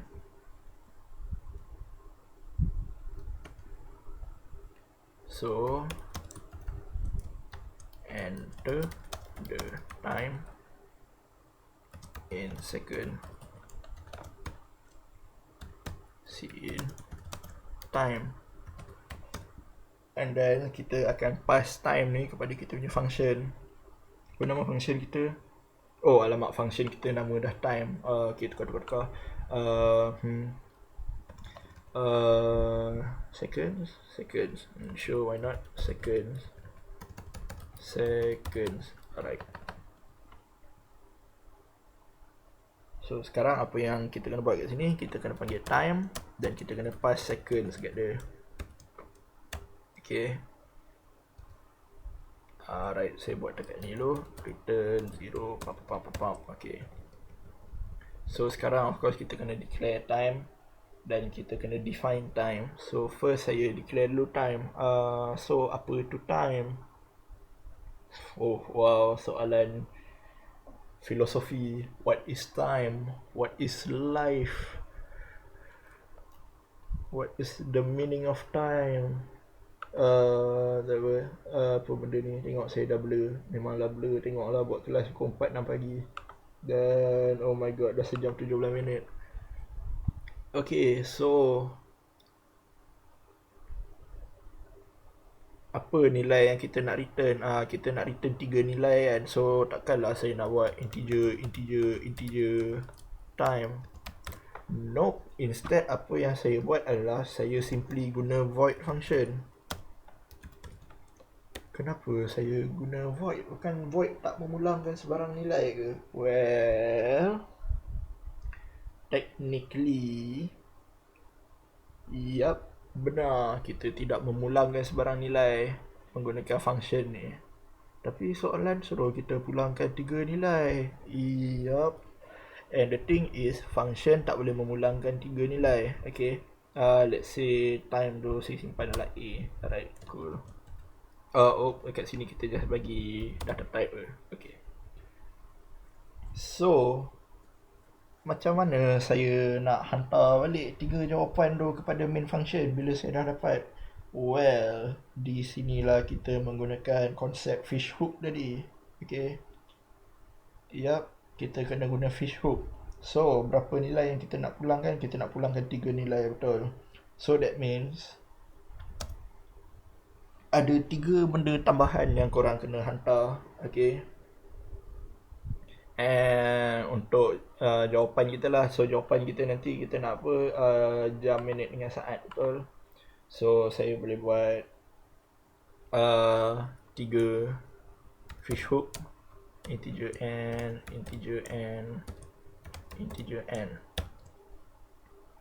Okay. So that means saya kena pass 4 benda dekat function saya. Kat sini saya pass 1 je. Macam mana nak pass 4 benda? That means kalau kamu nak 3 jawapan daripada function kamu, then apa yang kamu kena buat adalah kamu kena sediakan 3 variable dekat dalam main function kamu untuk terima jawapan-jawapan tu. Okay. So saya boleh declare H untuk jam, H untuk hour, M untuk minute dan S untuk seconds. So saya akan pass H, M dengan S sekali bila saya panggil time. Okay. So now kita buat lah definition, takrifan apa yang kita nak buat bila kita dapat benda-benda ni. So let's go. Void time integer, let's say integer tu nama dia A, and then let's say integer N nama dia B, integer N nama dia C. Okay, saya tukar sikit lah bagi supaya kamu nampak apa yang terjadi kan. Integer N nama dia jam, integer N minute, dan integer N saat. Boom. Alright, so apa yang berlaku sekarang? So, okay, so saya dapat nilai A dekat sini. So, which is second. Saya dapat nilai second. Saya dekat dalam time function ni, nama dia A. Alright, cool. So, apa yang saya buat dengan A ni? Alright, gunalah relation masa yang kamu tahu tadi. 1 jam sama dengan 60 minit.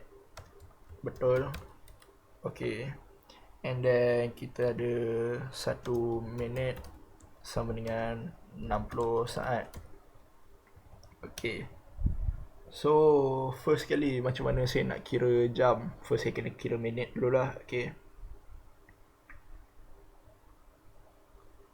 Okay. So mula-mula ni basically problem solving lah. Ni bukannya programming yang sangat pun, matematik. So let's say saya ada 1000 saat. 1000 saat. So macam mana saya nak tukar ni jadi jam, minit dan saat? So why not saya tukarkan dia jadi minit dan saat dulu. Okay, so macam mana saya nak dapat benda ni? 60 saat sama dengan 1 minit. So saya boleh bahagi.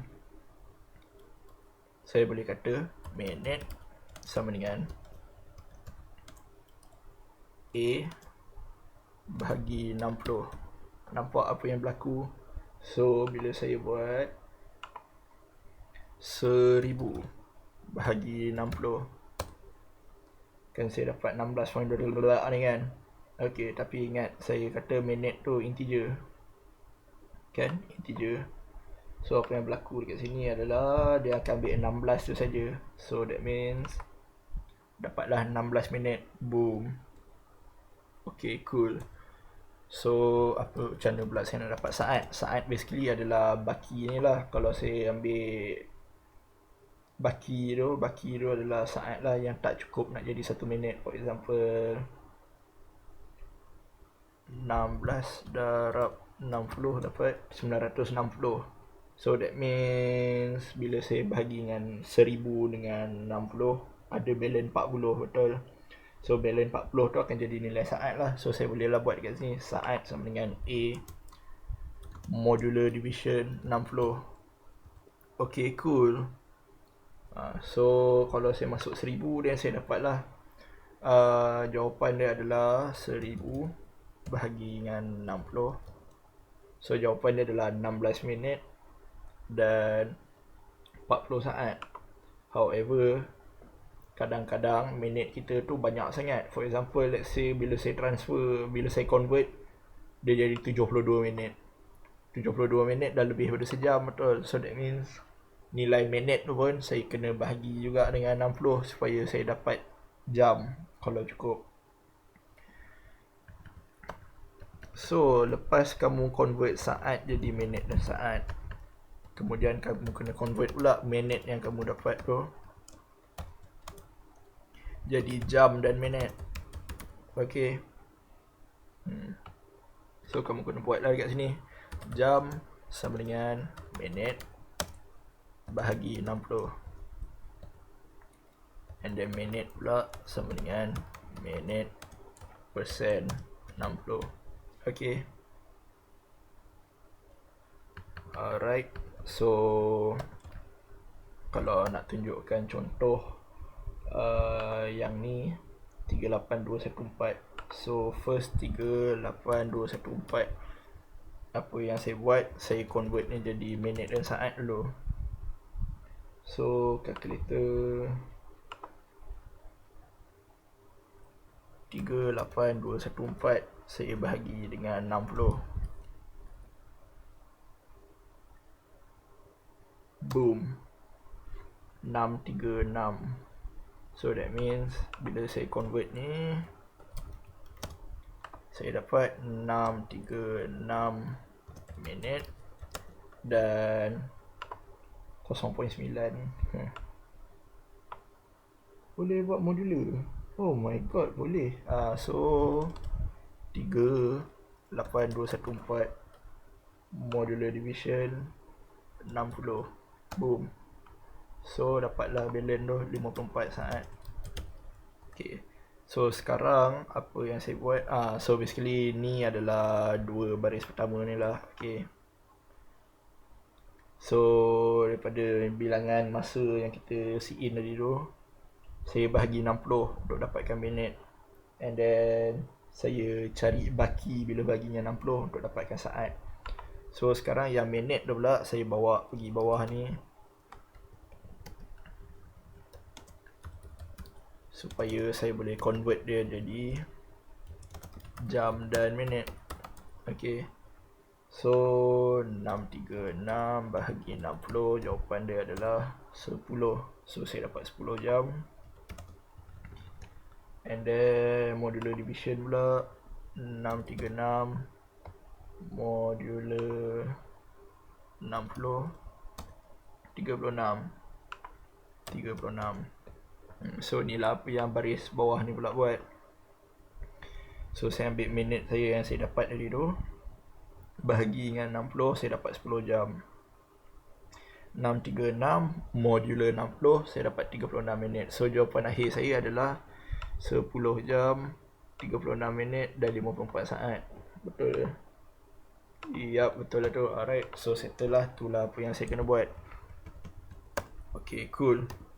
So apa yang saya nak return sekarang ni, tak perlu return apa-apa, sebab secara tak langsung bila kamu buat ampersand, bila kamu buat reference, bila kamu buat fish hook, secara tak langsung nilai jam, nilai minit dengan nilai saat yang kamu kira dekat sini, kamu dah bawa ni atas ni juga. Kamu dah return, technically kamu return dia kepada main function. So inilah trik untuk memulangkan banyak nilai kepada main function. Okay.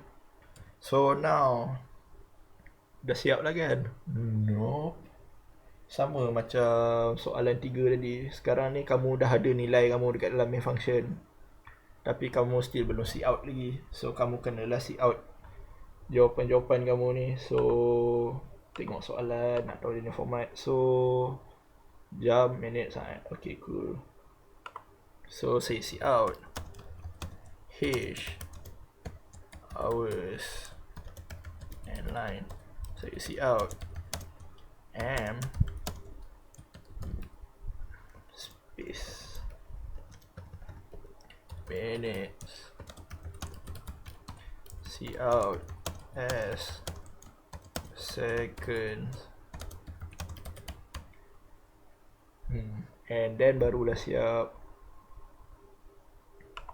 So saya run, saya cuba masuk apa nilai tadi, 38214. So 38214, boom, 10 jam 36 minit 54 saat. Okay. Alright. So inilah cara kamu nak memulangkan banyak nilai menggunakan function. Okay. Kamu tak return pun 3 nilai tu, instead kamu hanya menggunakan fish hook untuk ambil 3 nilai tu, bawa naik ke main function. Okay, cool. Dan notice nama yang saya berikan dekat sini seconds, HM dengan S. Nama yang saya berikan dekat sini A, jam, minit dengan saat. Okay, Saya gunakan nama yang berbeza supaya saya tahu variable. 4 variable ni pakai dalam main function je. 4 variable ni pakai dalam time saja. Okay. And urutan tu penting lah. Okay. Ni adalah ordered pair, pasangan bertertib. So bila saya pass seconds H, M dengan S, dia akan masuk in that order juga. So seconds dia akan bawa pergi dekat A. Sebab tak ada ampersand, dia hanya hantar nilai dalam seconds tu saja. H dia akan bawa pergi dekat jam. Sebab ada ampersand, dia tak hantar nilai dalam H tu saja. Instead dia hantar kotak H tu sendiri masuk dalam jam. Sama jugalah M ni pun satu kotak dah masuk dalam minit, S ni pun satu kotak masuk dalam saat. Untuk lebih nampak, maybe saya boleh conteng sikit kat bawah ni. Okay, let's say ni adalah main function. So dalam main function kita ada 4 kotak: seconds, H, M dengan S. Alright. So kotak.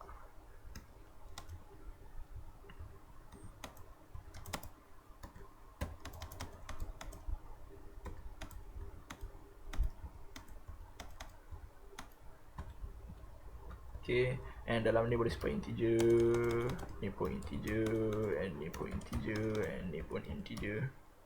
Okay, and di sebelah sini pula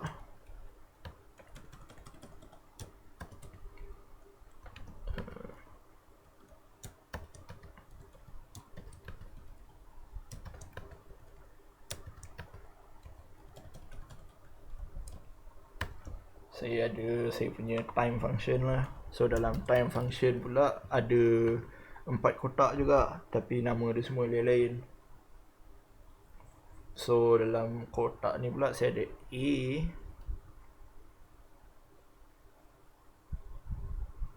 saya ada A, and saya ada apa lagi, jam, minit dan saat. Okay, kotak, kotak, kotak, and kotak.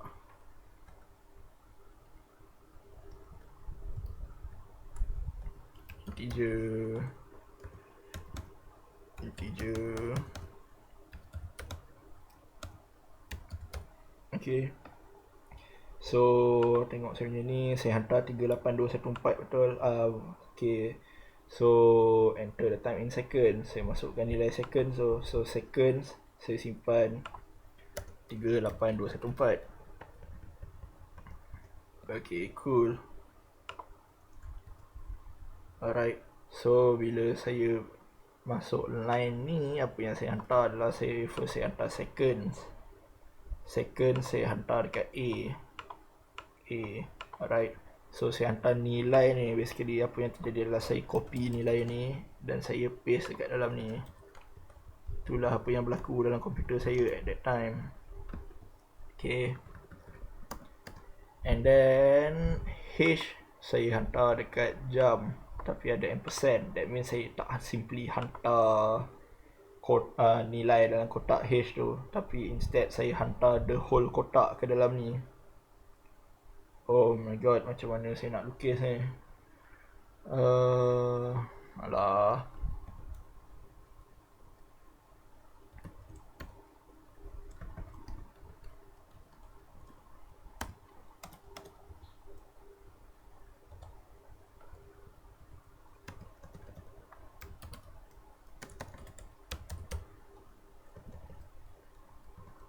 Okay, so instead of menghantar satu nilai ke dalam ni, apa yang saya buat adalah saya hantar the whole kotak H ke dalam ni.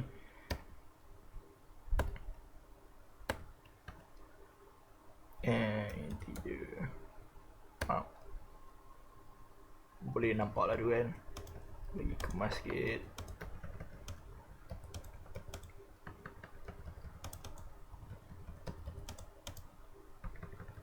Okay, H saya hantar ke dalam tu. And sama jugalah minit dengan saat pun saya buat benda sama. Oh my god.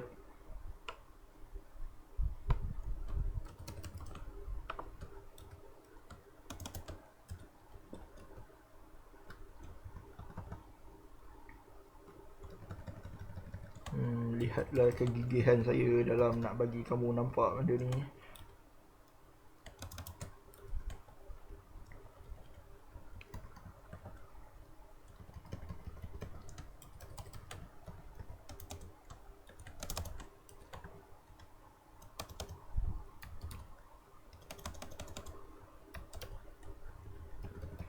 Okay, so ni minit, yang ni saat. Okay, cool. So yang ni saya hantar M pergi kat sini, and then S saya hantar pergi kat sini. Alright, cool. And notice bila saya hantar ni, H, M dengan S ni tak ada nilai lagi kat dalam ni kan. Tapi tak apa sebab kita tak pakai pun. Okay, so saya buat minit sama dengan A bagi 60. So nilai adalah A ni, 38214 ni, saya bahagi dengan 60. 38214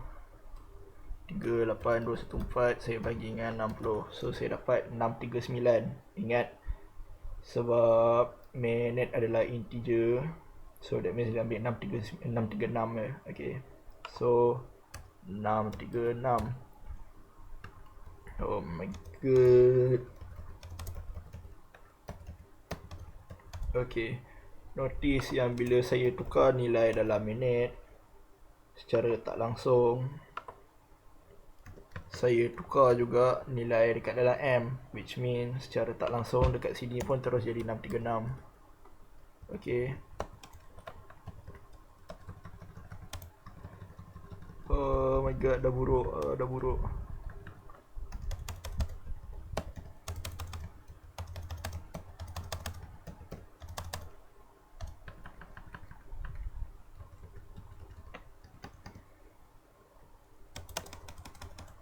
Okay, and saya kira pula saat sama dengan A persen 60, which means A tadi berapa? 38214. 38214 saya modularkan dengan 60, so saya dapat 54. So 54 saya simpan dalam saat.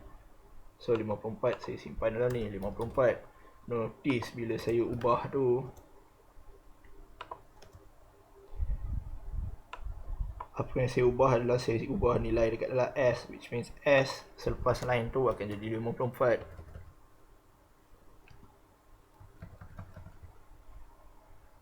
Okay, alright. So sekarang saya buat pula jam sama dengan minit bagi 60. So dalam minit sekarang adalah 636. So 636 bagi 60, bam, 10.6. Saya simpan dalam jam. So saya simpan bahagian integer dia jadi saja, so jadi 10 saja. Okay, cool. Secara tak langsung nilai H dalam ni pun tukar jadi 10. Alright. And last kali saya buat minit sama dengan minit bagi 60, which is saya ambil nilai minit ni 636. Saya modularkan dengan 60, so saya dapat 36. So 36 saya simpan dalam minit, which means saya ganti nilai 636 jadi 36. Okay, secara tak langsung nilai dalam M tu pun tukar jadi 36. Boom. Alright. So saya punya function dah habis, function time dah habis. So sekarang saya baliklah dekat sini. Sekarang dia akan proceed dengan baris-baris seterusnya. Cout H. H adalah 10. Dari mana datang 10? Dari function kita tadi. Oh my god. Kita tak return apa-apa pun, tapi somehow tiga-tiga nilai ni dah dibawa naik ke main function. Well, itulah yang dimaksudkan dengan returning multiple value. Okay, return multiple values. Instead kita tak betul-betul return, kita just return dengan quotation mark. Sebab kita tak return, kita just menggunakan trick tu, ampersand ni. Okay, reference fishhook. Okay, so cout H, cout M, cout S, dia akan ambil nilai-nilai ni lah. Okay, so itulah apa yang berlaku. Yes, maka saya rasa selesailah sudah kelas pada hari ini. Okay, saya dah berjaya menjelaskan 3 cara untuk guna function. Pertama sekali function void, yang mana function tu akan buat semua kerja dan dia tak akan pulangkan apa-apa dekat kita.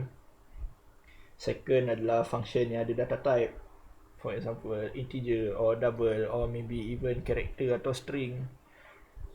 So kita pass something dekat dia, and then dia akan buat something, and then dia akan return satu value dekat main function. So selepas dia return value tu, terpulang pada kita lah nak buat apa. Biasanya kita see out lah, kalau tak apa guna kita ada nilai tu kan. Okay. And third, kita belajar macam mana nak memulangkan lebih dari satu nilai. So bila nak pulangkan lebih daripada satu nilai, kita guna void function, dan kita gunakan ampersand reference fish hook. Okay. So bila pakai fish hook, kita kena sediakan lah ruang-ruang untuk simpan jawapan tu dekat dalam main function. Okay. And notice, sebab function ni adalah void, kita tak perlu see out function ni. Saya tak perlu buat macam ni. Okay. Nope, saya tak perlu buat. Saya simply panggil dia saja, and then dia akan kira. So selepas dah habis kira, baru saya mula see out bla bla bla. Okay. So itulah cara nak guna function. And maybe korang tertanya-tanya, apa guna kita buat function ni? Kenapa kita tak simply tulis apa yang kita nak buat ni dekat dalam ni? Well, function ni berguna kalau kita nak buat benda sama beberapa kali. Okay.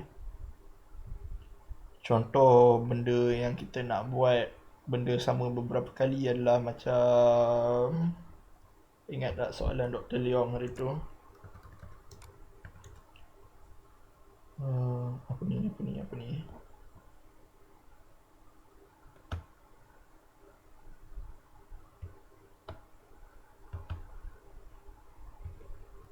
Okay.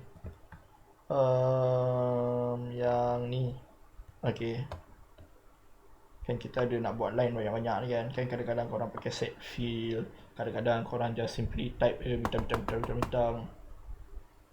Tapi tiba-tiba bawah tu nanti, nak kena buat lagi line ni. Let's say dalam satu program korang tu ada 8 kali korang nak buat line ni. Takkan korang nak 8 kali buat see out bintang kan. Well, tak ada masalah pun, buat je lah 8 kali. Tapi kalau nak memudahkan korang boleh guna function. Yang ni kebetulan dia, apa yang saya kena buat tu ada satu line lah. Macam mana kalau benda yang saya nak ulang-ulang tu melibatkan kod yang sangat rumit, yang ada 40 baris for example, takkan saya nak copy paste 40 baris so banyak-banyak kali. Semak lah saya punya main function kan. So instead of menyemakkan korang punya main function, korang bolehlah kemaskan sikit. So for example, saya boleh buat macam ni. Let's say saya buat satu function nama dia baris, dan dalam baris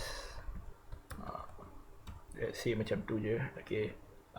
So yang ni saya pakai character, so tak perlu declare string. Okay, let's say saya buat ni je. Okay. And let's say void baris and nothing. So apa yang saya buat sekarang ni adalah satu contoh function yang tak menerima sebarang nilai. Function boleh tak terima sebarang nilai. So apa yang terjadi kat sini adalah, let's say saya see out 2, 3, 4, 5, 6, 7, 8, 9, 10, 11, 12, 13, 14, 15, 16, 17, 18, 19, 20. Tu je yang function saya buat. So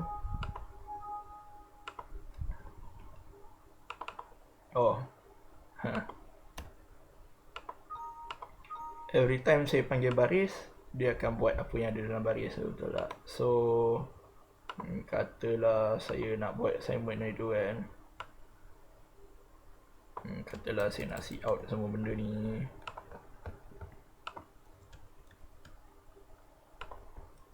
Contoh lah saya malas nak buat balik soalan ni betul-betul. Let's say saya nak keluarkan semua ni lah.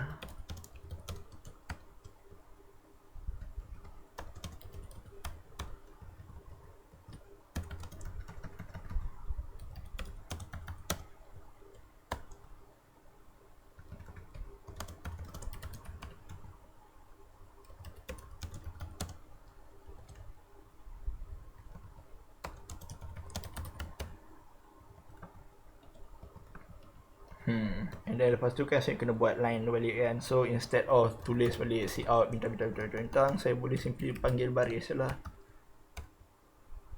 So dia jadilah macam ni lebih kurang. Yeah, alright. And maybe korang nak mudahkan lagi kot kerja korang.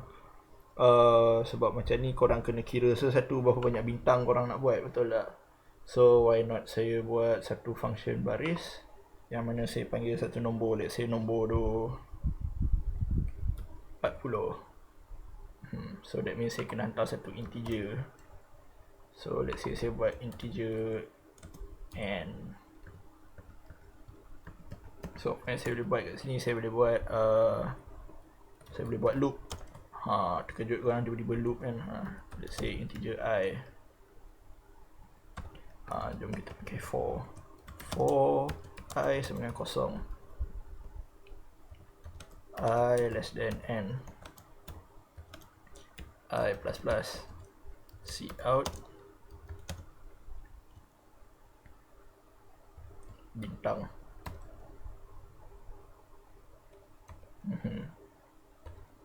Dan bila dah habis, saya cout n9. So sekarang secara tak langsung saya baru je buat satu function yang panggil satu integer.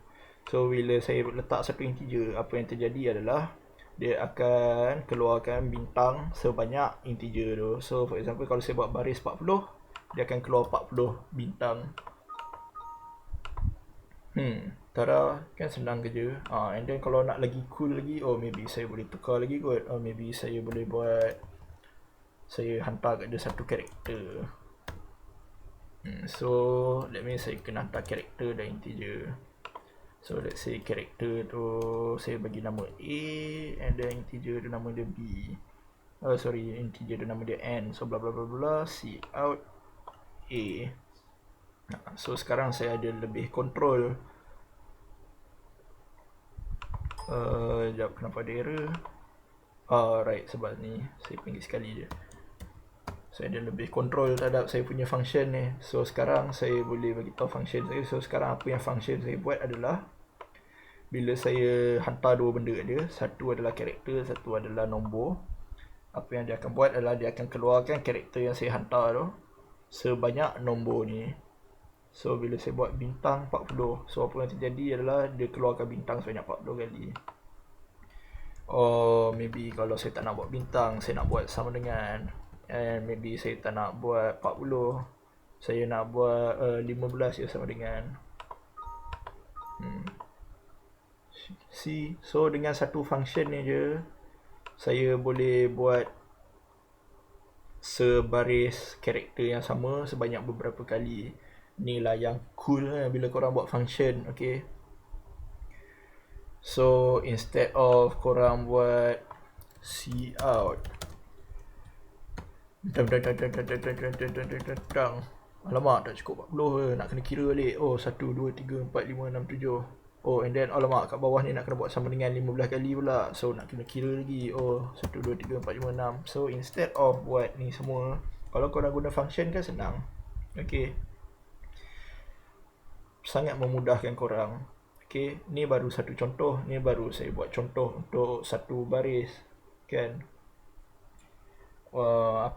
Macam mana pula kalau satu equation yang sangat panjang dan saya kena guna equation tu beberapa kali. Kan senang kalau kita guna function.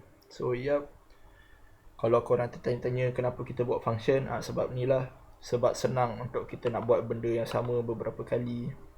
Especially kalau ada beberapa benda yang kita nak ubah setiap kali kita nak buat benda tu. I mean kalau kita nak buat benda sama banyak-banyak kali, baik kita buat loop kan, while bla bla bla bla bla baris ni 40. Tapi kadang-kadang kita nak buat benda sama beberapa kali tapi benda tu tak exactly sama. So kalau korang pandai main-main dengan function, korang boleh lah adjust supaya jadi macam ni lah. For example, macam saya buat ni, karakter dan integer. So bila saya masukkan satu karakter, saya masukkan satu integer, oh my god, karakter tu keluar sebanyak tu. Okay, main-main lah dengan C++, okay. Jangan simply tengok contoh dalam nota kuliah je cuba nak faham, okay.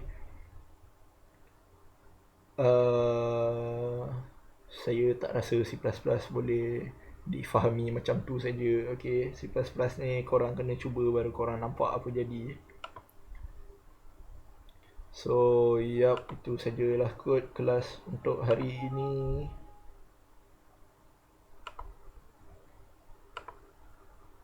Oh, sejam 49 minit. Lama lah juga.